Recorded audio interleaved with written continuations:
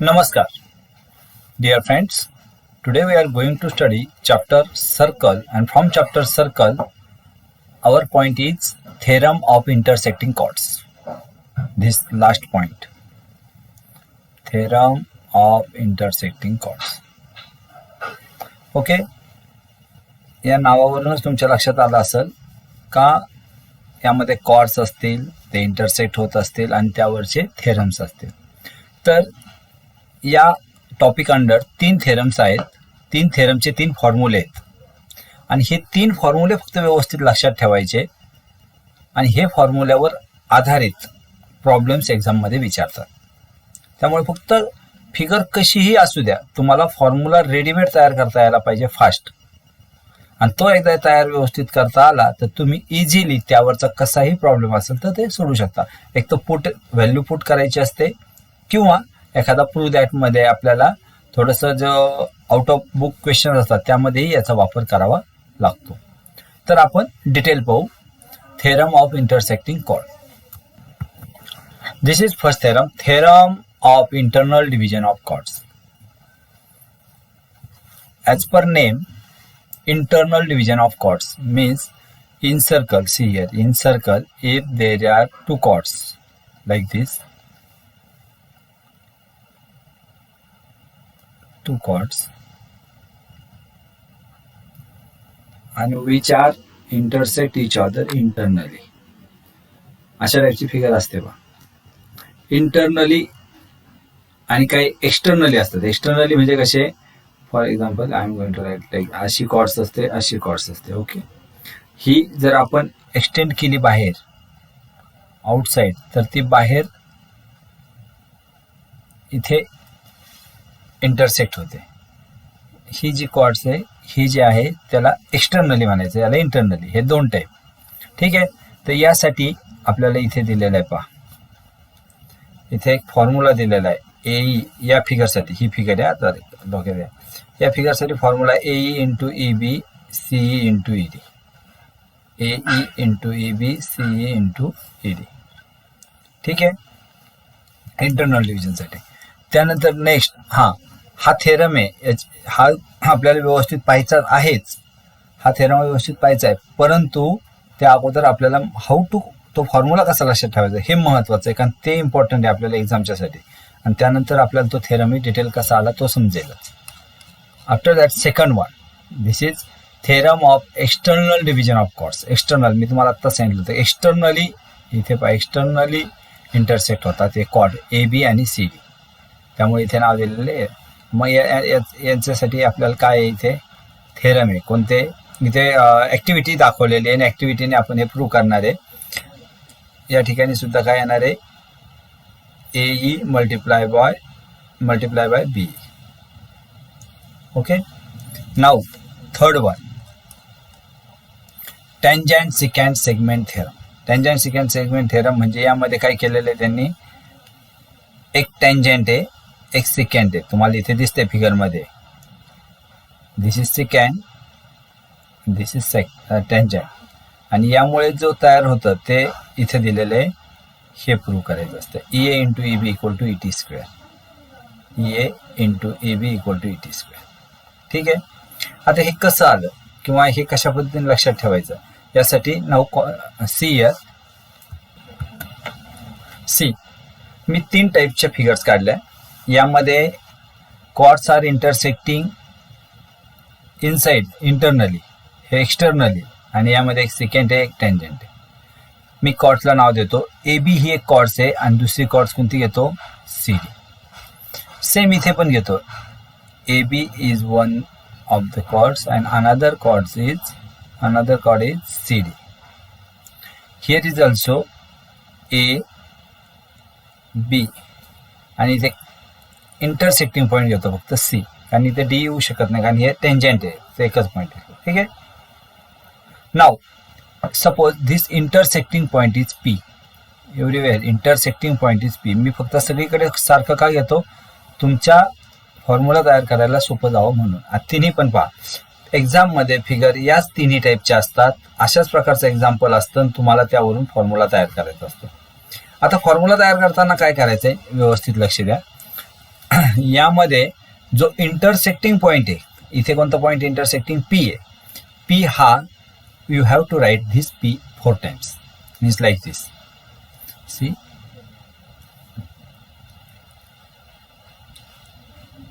P P P P, you may write here P P P and P. ही फक्त तुम्हाला लक्षात येण्यासाठी एक शॉर्टकट मेथड सांगतोय की जेणेकरून या प्रकारच्या प्रॉब्लेमची तुमची मार्क जाऊ नये. हे कसं लक्षात आहे, here is P P P P. काय केलं, पहिला पॉईंट हा केला की जो इंटरसेक्टिंग पॉईंट आहे या ठिकाणी पी आहे म्हणून पी 4दा लिहिला. जर तुमच्या फिगरमध्ये डी असेल तर डी 4दा लिहा, ई असेल तर ई 4दा लिहायचा आहे. ठीक आहे, means you have to write 4 times P which is intersecting point. Okay, now keep equal to sign in between 2 p's. म्हणजे सेंटरला इक्वल टू साईन घ्या, इथे इक्वल टू, इथे इक्वल टू घेतलं. इक्वल टू घेतल्यानंतर या 2 पीच्या मध्ये मल्टिप्लाय साईन, या 2 पीच्या मध्ये मल्टिप्लाय, इथे मल्टिप्लाय, इथे मल्टिप्लाय, इथे मल्टिप्लाय आणि इथे मल्टिप्लाय. एवढंच लक्षात ठेवायला सोपं आहे की नाही. सगळीकडे सेम केलं आपण. 4 times पी घेतले, सेंटरला इक्वल टू साईन घेतला आणि जे 2 पी होते त्याच्यामध्ये मल्टिप्लाय टाकलं. ठीक आहे की नाही. आता मला सांगा आपली कॉर्ड कोणती आहे, कॉर्ड ए बी आहे आणि कॉर्ड सी डी आहे की नाही, 2 कॉर्ड. मग त्यात इथे टाकूया, इथे ए बी कॉर्ड आहे म्हणून या ठिकाणी मी just I am going to change the Inc.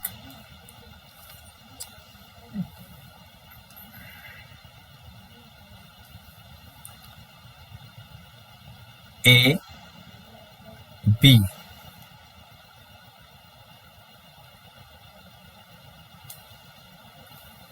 Okay, आणि दुसरी बाजूला सी आणि टी. ए बी कॉर्ड होती म्हणून या एका साईडला ए आणि बी लिहिलं आणि इकडे सी आणि डी लिहिलं. इथेही सेम कॉर्ड जी आहे ती एका साईडला म्हणजे ए बी जी आहे म्हणून पी एन पी बी झालं आणि दुसरी कॉर्ड आहे म्हणून P C and P D. इथेही सेम ए बी. आता इथे डी आहे का, नाही, मग सीच डबल लिहूया. म्हणजेच हे काय होईल, P A into P B equal to P C square. आपल्याला या प्रकारे फॉर्म्युला मिळतो. Theorem of intersecting chords internally साठी फॉर्म्युला हा आहे. आता तुम्ही इझिली तयार करू शकता. P A into P B P C into P D. Externally साठी P A into P B P C into P D. फक्त लक्षात घ्या कशा पद्धतीने सोडवलं. आणि यासाठी काय, P A into P B, but इथे डी नाही आहे म्हणून C into C, that is P C square होईल. आणि हे सिम्पल आहे एकदम. आणि हे एवढं फक्त लक्षात ठेवायचं आहे तुम्हाला. आणि हे लक्षात ठेवल्यानंतर आपल्याला प्रॅक्टिस सेट, जो लास्ट प्रॅक्टिस सेट आहे तो एकदम इझिली सोडवता येईल. ठीक आहे, होप्स तुमच्या हे लक्षात आलं असेलच. आपण प्रॅक्टिस सेट कडे जाऊ. दिस इज प्रॅक्टिस सेट 3.5. यामध्ये टोटल 5 एक्झाम्पल्स आहेत, 1 2 3 4 and 5.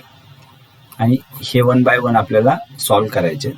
तर हे सॉल्व्ह करताना फक्त आत्ता सांगितलेले 3 फॉर्म्युले तुम्हाला लक्षात ठेवायचे. आणि ते 3 फॉर्म्युले लक्षात जर ठेवले तर तुम्ही इझिली हे सोडवू शकता. याचबरोबर अतिशय इम्पॉर्टंट पॉइंट की यामध्ये सॉल्व एक्झाम्पल पण असतात पहा बुक्समध्ये, तेही एकदा व्यवस्थित. मी आता ते एक्सप्लेन करणार नाही कारण ते तुम्ही इझिली समजू शकता. या टाईपची ही फिगर आहे, इम्पॉर्टंट आहे, खूप वेळेस एक्झाम मध्ये पण विचारलेली आहे ही फिगर. या टाईपचं आहे, खूप सोपं आहे. या ठिकाणी सुद्धा तोच वापरलेला आहे, टँजंट सिकॅन्ड थेरम जो आहे ना आत्ताचा आपला तो. फक्त इथे काय होईल, पी एम स्क्वेअर होईल, M X into M Y इथे दिलेलं आहे पी एम स्क्वेअर. ठीक आहे, आणि एकदा या साईडने असेल तर क्यू एम स्क्वेअर आणि त्यानंतर मग पी एम क्यू एम एकत्र. एकदा व्यवस्थित हे सोडवलेले प्रॉब्लेम सुद्धा व्यवस्थित पहा पुस्तकातले. ठीक आहे, आपण यामधला प्रॅक्टिस सेट मधला आपण थोडंसं उलट जाऊ, अवघडाकडून सोप्याकडे जाऊ. म्हणजे काय करू, 5 नंबरचा प्रॉब्लेम एकदा घेऊया.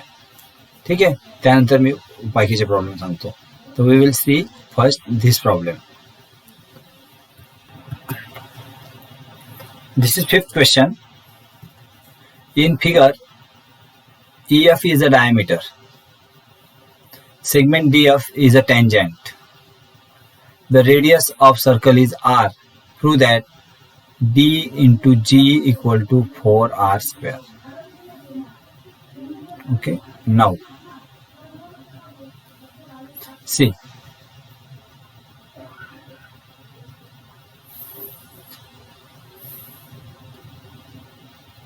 जे फिगर मध्ये येते ते फक्त गिवन मध्ये लिहितो.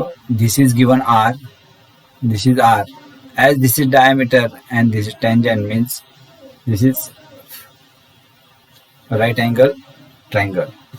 Right angle, sorry, means this is right angle triangle, means we have to use Pythagoras theorem here. Okay. Now see, आता पहा यामध्ये कोणकोणते महत्वाचे पॉइंट येतात आणि कशा पद्धतीने आपल्याला हा प्रॉब्लेम सोडवायचा असतो.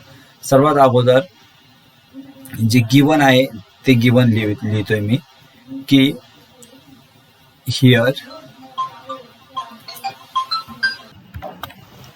here EH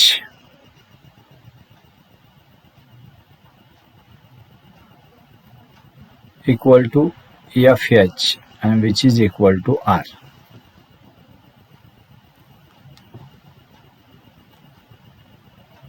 It is given radius is R. Now EF is perpendicular DF. You may write tangent radius theorem. Okay, now therefore in triangle DEF by Pythagoras theorem,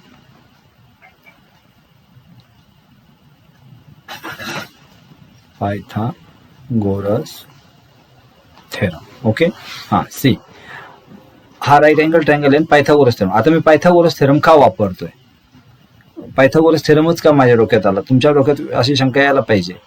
काय केलं, इथे राईट अँगल ट्रायंगल आहे आणि Pythagoras theorem याच्यासाठी काढला की याच्यामध्ये किती आहे 4R स्क्वेअर. हे कधी येणार आहे, या साईडचा स्क्वेअर केल्यानंतर येणार आहे की नाही. मग 4R स्क्वेअर त्यामुळे येतो, म्हणून मी पायथागोरस थेरम वापरतोय. मी माझ्या मनाने काहीच करत नाही, मी तिथून एक अंदाज घेतलाय. प्रूव्ह दॅटकडे एक डोळा नेहमी पाहिजे, तिथून अंदाज घेतला आणि आपण वापरतोय. मग काय होईल पायथागोरस थेरम नुसार, पायथागोरस थेरम नुसार इथे होईल C DE square which is equal to DF square plus EF square. Okay, call it as 1. आपल्याला पुढे लागेल त्यावेळेस आपण याचा वापर करणार आहे. ओके, आता यानंतर आपल्याला थेरम कोणताही वापरता येतो इथे. हा एक टँजंट सिकँड थेरम, जो आपल्याला मी लास्ट वाला सांगितला होता तो theorem, tangent secant theorem you may write. आणि by tangent secant theorem, by tangent secant theorem, tangent secant theorem ने आपल्याला काय मिळणार पहा, कुठे कॉन्सन्ट्रेट होतात, इंटरसेक्ट होतात डी, म्हणजे डी च्या अर्धा लिहितो, बरोबर आहे ना. म्हणजेच आपल्याला डी पासून सुरुवात करायची, म्हणजे डी त्यानंतर कोणती कॉर्ड येईल D E multiply by D G which is equal to DF square. Okay, call it as 2. आता 1 आणि 2 कडे थोडंसं कॉन्सन्ट्रेटली पहा काय मिळतं ते पहा. 1 आणि 2 कडे जर पाहिलं तर असं आपल्याला मिळेल का इथे DF स्क्वेअर आहे आणि इथे DF स्क्वेअर आहे. आपल्याला प्रूव्ह दॅट मध्ये D इंटू जी असं दाखवायचं. तर मग काय करूया का 1 DF स्क्वेअरची ही जी व्हॅल्यू आहे ती इथे टाकूया, काय मिळतं ते पाहूया. ठीक आहे, Therefore I am going to write here from, let's see,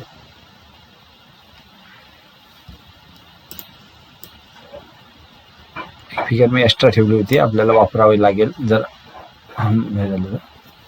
हा पा फ्रॉम 1 and 2, फ्रॉम 1 and 2 असं लिहिलं तरी क्लिअर होतं. DE square which is equal to D F ऐवजी काय लिहायचं आहे, DE into D G plus E F square. Okay, आपलं कॉन्सन्ट्रेशन काय आहे, आपलं जे कॉन्सन्ट्रेशन आहे तिथं आपल्याला हे व्हायचं नाही आहे. आपल्याला प्रूव्ह दॅट मध्ये जे आहे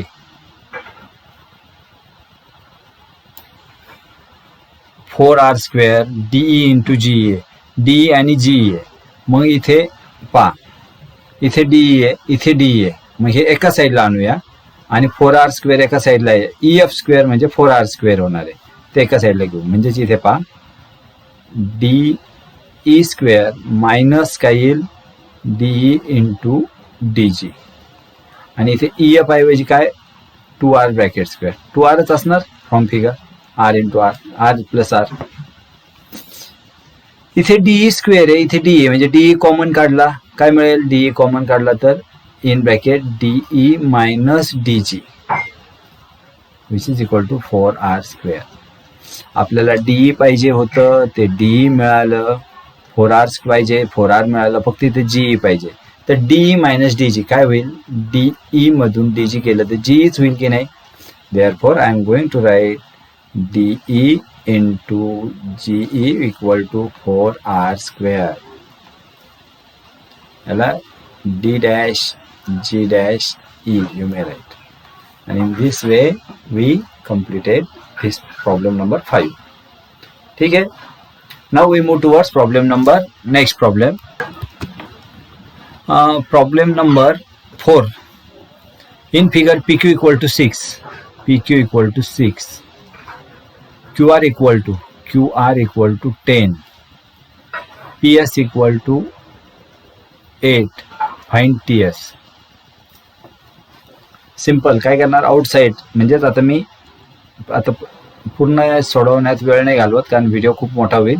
आता तुमच्या लक्षात येईल यावरून काय होणार आहे, इथे फॉर्म्युला कोणता मिळणार आहे, P T into P S which is equal to P Q into P R. बरोबर.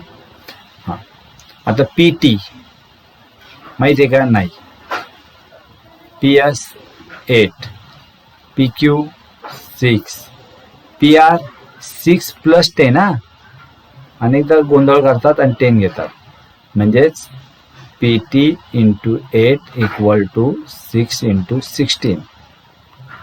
पी टी इक्वल टू 8 1 जा 8 2 जा 16, that is P T equal to 6 into 2 12. P T 12 आलं आणि आपल्याला विचारलं काय, T S. Therefore T S equal to P T minus P S. आणि why this is, since P dash S dash T, this is in between P and T. Therefore I am going to write P T 12, P S 8, and answer is 4. Okay, we move towards next problem. In figure 3.79, O is the center of circle, B is the point of contact, segment OE perpendicular AD, AB equal to 12, means here is 12, AC is 8, that is this one is 8, find AD, DC, DE. Okay, आपल्याला same त्याच पद्धतीने जाता येईल. इथे पण formula काय तयार असेल आपला, AD into AC equal to A B square. Tangent second थेरमनुसार. Okay, AB square. हां, AD माहिती आहे का? नाही. That is AD into AC. Yes, 8 आणि AB 12 square. You may write 12 into 12. सोपं आपल्याला. AD equal to 12 into 12 divided by 8. AD equal to 4 2 जा 8, 4 3 जा 12, 2 6 and 18. AD equal to 18 means this AD ची व्हॅल्यू आपल्याला किती मिळाली? 18. आता DC पाहिजे. DC कसं काढणार? DC equal to AD minus AC. Why? Since A dash C dash D. काही AD किती आलेलं आहे आपलं? 18 minus 8 and which is equal to 10. DC 10 आणि DE. आता DE काढणं काय कसं काढावं लागेल? जर DC 10 असेल तर DE 5 असेल की नाही? 9th मध्ये पाहिलेला थेरम कोणता? A perpendicular drawn from centre to chord bisect the chord. Therefore हे 5 असेल आणि हे 5 येईल. म्हणजेच हे आन्सर सुद्धा, याचा आन्सर किती येईल? 5. ओके, अशा प्रकारे मी हिंट दिली आता तुम्हाला, त्या पद्धतीने तुम्हाला फक्त डिटेलमध्ये सोडवायचं. Okay, we move towards next problem. In figure 78 chord MN, chord RS intersect at point D. RD 15, DS 4, MD 8, DN find करा. मला नाही वाटत तुमच्यासाठी अवघड असेल. आता hint.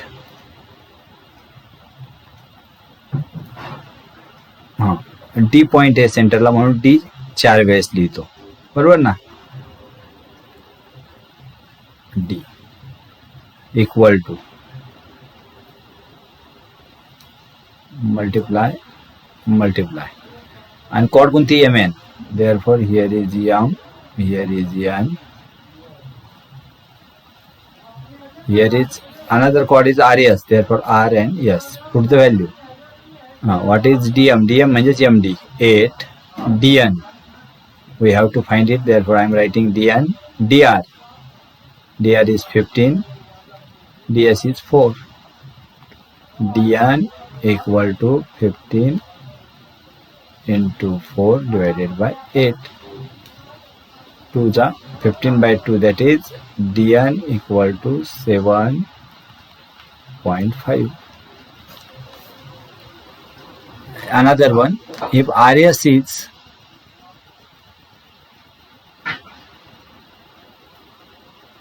RS is 18. RS is 18. MD is 9. DN is 8. Find DS. हां, आता सी या टाईपचा प्रॉब्लेम असेल तर काय कसं सोडवायचा?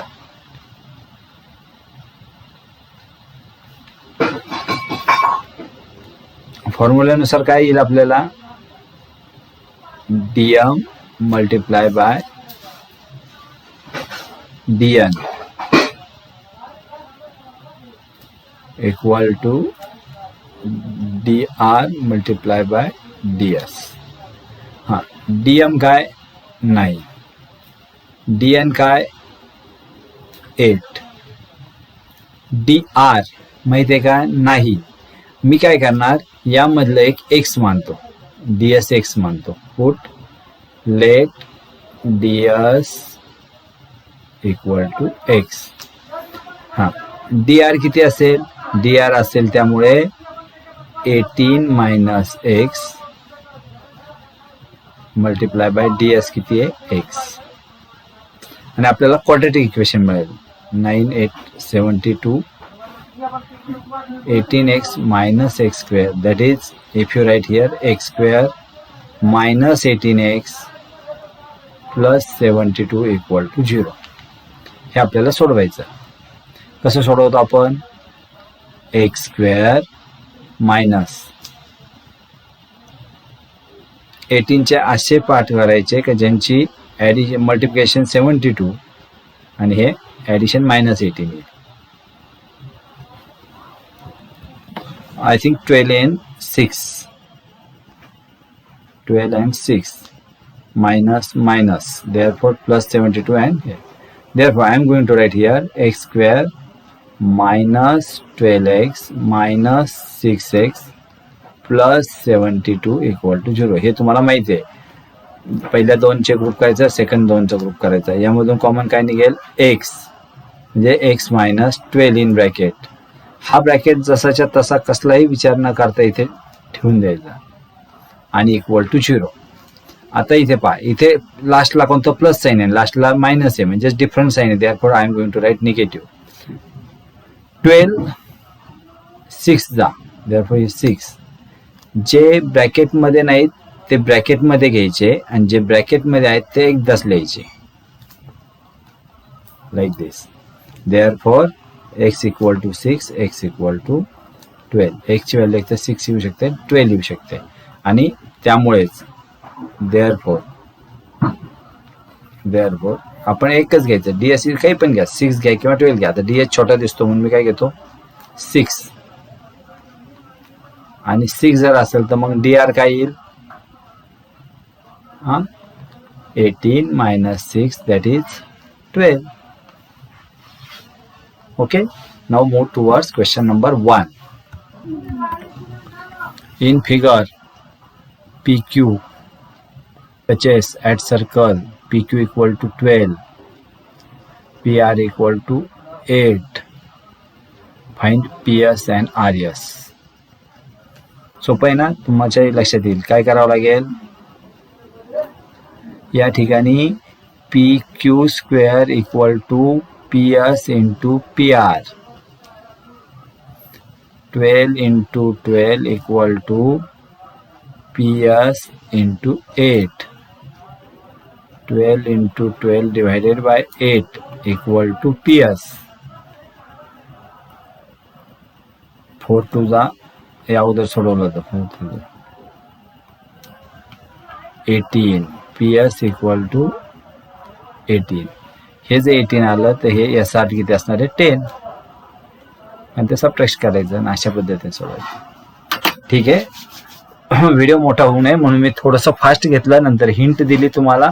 पण सगळे प्रॉब्लेम आपण पाहिलेल्या या थेरमनुसार हे मी तुम्हाला सांगितलेला फॉर्म्युला कोणता? हे फॉर्म्युला हे व्यवस्थित लक्षात ठेवा. हे डोळ्यासमोरून जाऊन नका देऊ. आणि हे जर तुम्हाला माहित असेल तर प्रॅक्टिस सेट 3.5 आणि त्यावर डिपेंड जेवढे प्रॉब्लेम आहे इझिली सोडू शकता. आणि एक्झाममध्ये एकतरी प्रॉब्लेम असतो बरं का यावर. ठीक आहे, तर आज आपण इथे थांबू. तुम्हाला अशी माझे व्हिडिओ येण्यासाठी काय करायचंय? फक्त सबस्क्राईब करायचंय.